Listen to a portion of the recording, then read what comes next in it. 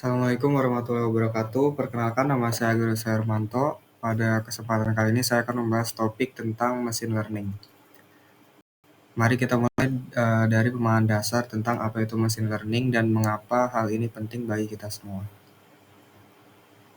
Pada dasarnya machine learning itu adalah cabang dari ilmu komputer yang fokus pada pengembangan sistem yang dapat belajar dan meningkatkan kinerjanya berdasarkan pengalaman. Bayangkan sebuah program komputer yang tidak hanya menjalankan instruksi yang kita berikan, tetapi juga dapat belajar dari data dan pengalaman untuk menjadi lebih baik. Yang membuat machine learning berbeda dari pemrograman tradisional adalah alih-alih menulis aturan eksplisit untuk setiap situasi, kita memberi komputer kemampuan untuk belajar dari contoh-contoh dan pengalaman. Mirip seperti cara manusia belajar. Kemudian mengapa machine learning itu penting? Ada beberapa alasan. Yang pertama, banyak tugas sulit yang dijelaskan dalam bentuk aturan eksplisit. Misalnya, bagaimana cara mengenali objek 3 dimensi. Bahkan kita sendiri sulit untuk mengenali objek 3 dimensi. Kedua, dengan perkembangan teknologi kita memiliki akses ke data yang sangat besar dan kemampuan komputasi yang kuat. Saat ini mengumpulkan, menyimpan, dan mentransmisikan data menjadi sangat mudah dan murah. Komputer mengimprove performa dari sesuatu tugas yang diberikan dengan contoh data yang diberikan. Dari itu kita membedakan menjadi 3. Yang pertama ada task, itu adalah sesuatu masalah yang program ingin solving. Kemudian ada performance measure, itu bagaimana performa dari program itu sendiri. Kemudian ada experience, yaitu contoh dari program untuk terus berimprove terhadap performa. Kemudian dari ketersediaan data sendiri, pada saat ini kita sudah gampang untuk mengoleksi data, apalagi untuk mentransmisi data. Mari kita menganalisis bagaimana memanfaatkan dari ketersediaan data tersebut.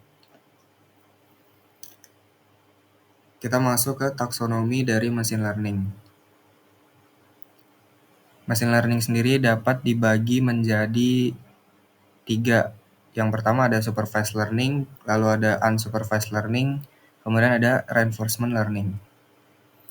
Supervised learning sendiri atau pembelajaran terawasi adalah jenis pembelajaran di mana kita memiliki data beserta nilai target yang ingin diprediksi. Kemudian supervised learning terbagi menjadi 2, yaitu ada klasifikasi untuk label dan regresi untuk nilai. Kemudian ada unsupervised learning atau pembelajaran tak terawasi. Di sini kita memiliki data tanpa nilai target, berbeda pada supervised learning. Kemudian fokus pada menemukan pola dan representasi yang baik dari data. Contohnya yaitu seperti clustering dan estimasi densitas. Kemudian yang ketiga ada reinforcement learning, yaitu sistem belajar melalui interaksi dengan lingkungan. Fokus pada memaksimalkan reward jangka panjang, dan keputusan saat ini mempengaruhi kemungkinan di masa depan. Kemudian ada ensemble methods. Ini adalah pendekatan yang menggunakan gabungan dari algoritma pembelajaran. Tujuannya adalah mendapatkan performa prediksi yang lebih baik dari menggabungkan kekuatan berbagai algoritma untuk hasil yang lebih akurat. Seperti contohnya adalah boosting atau random forest. Kemudian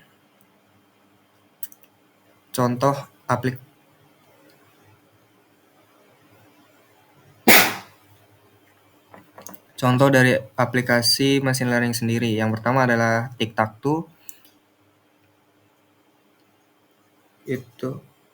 Itu mempelajari bagaimana program bermain Tic-Tac-Toe.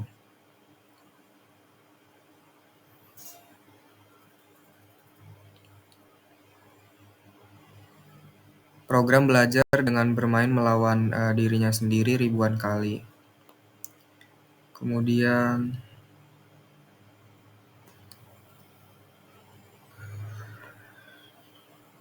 ada filter spam email yang belajar dari contoh email spam dan bukan spam. Kemudian ada prediksi query pencarian, itu berdasarkan program belajar berdasarkan pencarian sebelumnya.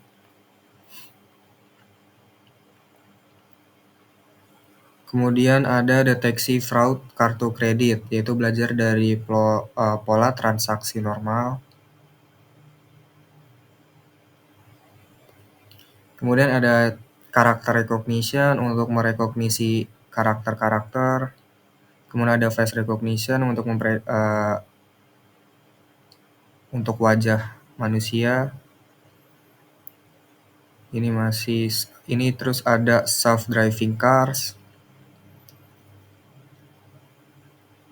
Kemudian ada machine translation, lalu ada speech recognition juga untuk pengenalan suara.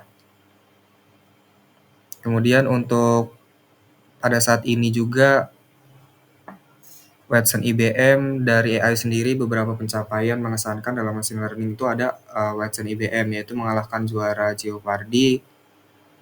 Lalu ada neural network mengalahkan akurasi manusia dalam pengenalan visual. Kemudian ada AlphaGo Zero yang belajar bermain Go tanpa data manusia.